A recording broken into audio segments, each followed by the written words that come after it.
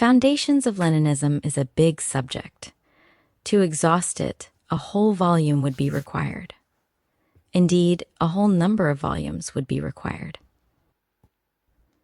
Naturally, therefore, my lectures cannot be an exhaustive exposition of Leninism. At best, they can only offer a concise synopsis of the foundations of Leninism. Nevertheless, I consider it useful to give this synopsis in order to lay down some basic points of departure necessary for the successful study of Leninism. Expounding the foundations of Leninism still does not mean expounding the basis of Lenin's world outlook. Lenin's world outlook and the foundations of Leninism are not identical in scope. Lenin was a Marxist, and Marxism is, of course, the basis of his world outlook. But from this, it does not at all follow that an exposition of Leninism ought to begin with an exposition of the foundations of Marxism. To expound Leninism means to expound the distinctive and new in the works of Lenin that Lenin contributed to the general treasury of Marxism, and that is naturally connected with his name. Only in this sense will I speak in my lectures of the foundations of Leninism.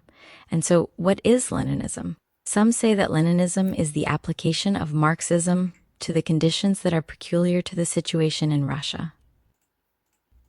This definition contains a particle of truth, but not the whole truth by any means.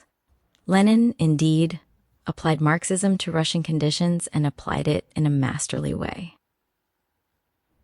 But if Leninism were only the application of Marxism to the conditions that are peculiar to Russia, it would be a purely national and only a national, a purely Russian and only a Russian phenomenon. We know, however, that Leninism is not merely a Russian, but an international phenomenon rooted in the whole of international development. That is why I think this definition suffers from one-sidedness.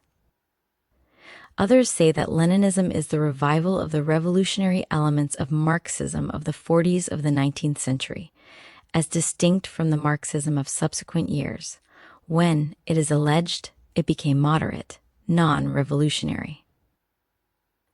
If we disregard this foolish and vulgar division of the teachings of Marx into two parts, revolutionary and moderate, we must admit that even this totally inadequate and unsatisfactory definition contains a particle of truth.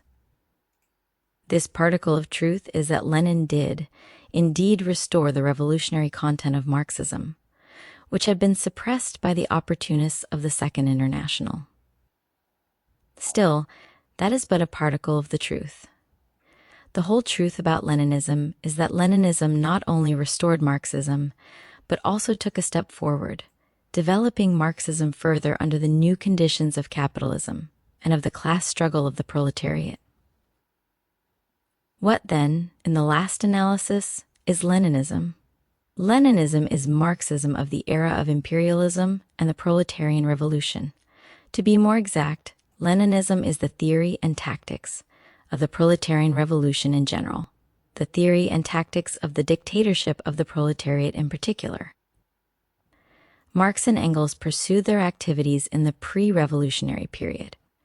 We have the proletarian revolution in mind, when developed imperialism did not yet exist, in the period of the proletarians' preparation for revolution, in the period when the proletarian revolution was not yet an immediate practical inevitability.